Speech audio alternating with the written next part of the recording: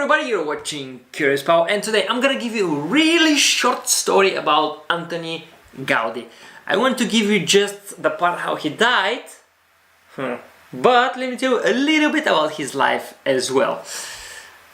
Let's begin. The one thing you should know about Antoni Gaudi is that he's an architect.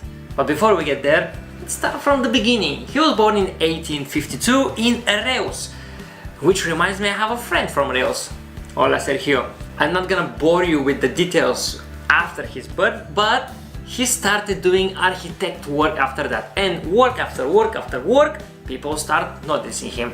They started to recognize him, and in 1883 he's been giving Sagrada Familia. At that time he's just 31. Sagrada Familia was already started and there was one plan, but he changed completely and put his signature to the project. Sadly, the decade from 1910 was a very difficult for him. In the next 8 years, 4 from his good friends will die, his niece will die, and also due to economic problems, he won't have much work. He says, and I quote, "My good friends are dead. I have no family and no clients. No fortune nor anything. Now I can dedicate myself entirely to the church." And from 1915 he dedicates his life to Sagrada Familia. 1925 he moves in Sagrada Familia, so now he lives there and he works there. There was only one thing that was getting him away from his work, and that was his religion. He was a very religious person, and his favorite church was the one I mentioned you in the previous video, which you can check over here on the white thing. You can click on it right now. Like now is a good time. Did you click? One day in a June warm day in 1926, he takes his walk from his work, Sagrada Familia, to his favorite church, San Felipe Neri.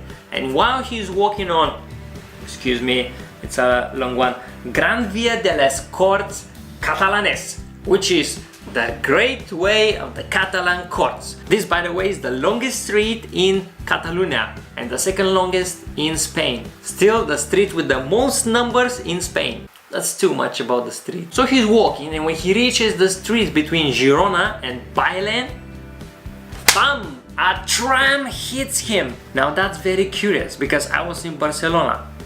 I didn't know that. I went back, I checked that, and it looks like I was staying just 2 blocks away from this place. I was going to check it out. That's curious. So what happened when you get hit by a tram? You get medical attention, right? Right, not with Gaudi. You see, he got dedicated so much to his work that his hygiene suffered. When people saw a tram hitting a person, they saw a tram hitting a homeless guy. He wasn't shaved, he was dirty, he didn't have documents. So he was lying there for a bit, until somebody eventually drives him to the hospital. Then, in the hospital, they see a homeless guy. The next day, a worker from Sagrada Familia recognizes him, but it was too late for him, and he dies on the day after. To be precise, the tram that hit him was number 30. So if you see number 30 on the streets in Barcelona, you can say that's the killer. That is the killer. Gaudi was simply known as the God's architect. Basically, if you walk in Barcelona and if you see a building that has a weird or strange or differently looking design, that's probably Gaudi. A really big and important figure for Barcelona. I'm sure most of you know about Gaudi, but did you know how he died? I'm really curious to find about that. Let me know in the comments.